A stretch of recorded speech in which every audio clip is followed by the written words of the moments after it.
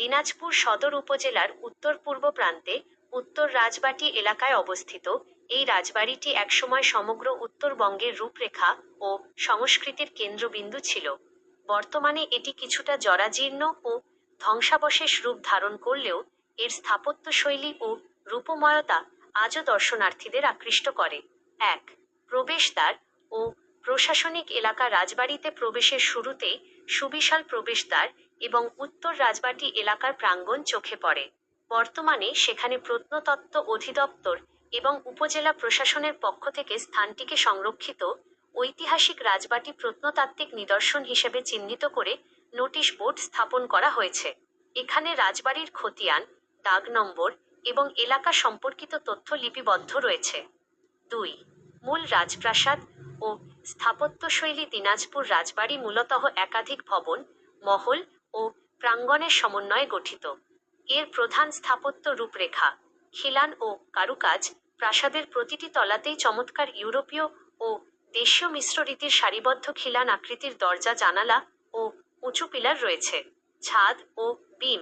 ভবনের ছাদ তৈরিতে ব্যবহার করা হয়েছে পুরনো ঐতিহ্যের চুনসুরকি, লোহার বড় বড় বিম এবং কাঠের বর্গা।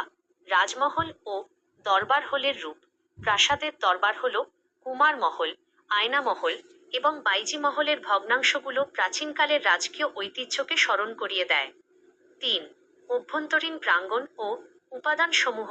প্রাসাদের ভেতরের দিকে ঘুরে দেখলে কিছু প্রাচীন উপাদান ও পরিকাঠামো নজরে আসে। বাঁধানো কুয়া, ইদারা। রাজবাড়ির প্রাঙ্গণে পুরনো ইট দিয়ে তৈরি একটি বৃত্তাকার কুয়া রয়েছে। পূজার মণ্ডপ ও উপাসনালয়। ভেতরের প্রবেশপথের কিছু পিলারে হিন্দু দেবদেবীর, যেমন দুর্গা বা গণেশ, ছোট ছবি ও কারুকাজ আঁকা ফলক রয়েছে, যা রাজপরিবারের ধর্মীয় চর্চার ইঙ্গিত দেয়।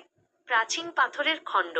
চত্বরে ছড়ানো ছিটানো অবস্থায় কিছু প্রাচীন পাথরের খণ্ড ও অলংকৃত ইটের অংশ দেখা যায়। ৪, পুকুর ও দিঘি প্রাঙ্গণ। রাজবাড়ির পাশেই রয়েছে বিশাল জলাশয় বা দিঘি। জলাশয়ের পাড়ে তৈরি প্রাচীন ইটের ঘাট বর্তমানে কিছুটা ধ্বংসপ্রাপ্ত ও ভেঙে জলের মধ্যে ডুবে গেছে।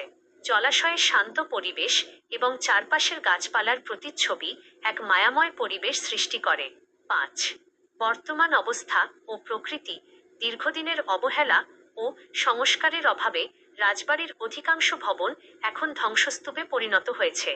প্রাসাদের দেওয়াল ও ছাদে বড় বড় বট ও অশ্বত্থ গাছের শিকড় গভীরভাবে আঁকড়ে ধরেছে। চারপাশ বুনো লতাপাতা ও ঝোপঝাড়ে ঢেকে গেছে, যা স্থানটিকে একটি রহস্যময় ও প্রাচীন রূপ দিয়েছে। তা সত্ত্বেও রাজবাড়ির কিছু সংলগ্ন দোতলা ভবন বা সংস্কারকৃত অংশ তুলনামূলক ভালো অবস্থায় রয়েছে। দিনাজপুর রাজবাড়ি কেবল কিছু ইটের দেওয়াল নয়, বরং এটি বাংলা ও দিনাজপুরের শত বছরের সমৃদ্ধ ইতিহাস, রাজা প্রাণনাথ ও রাজা রামনাথের মতো ক্ষমতাধর শাসকদের কীর্তি এবং প্রাচীন স্থাপত্যকলার এক অনন্য নিদর্শন।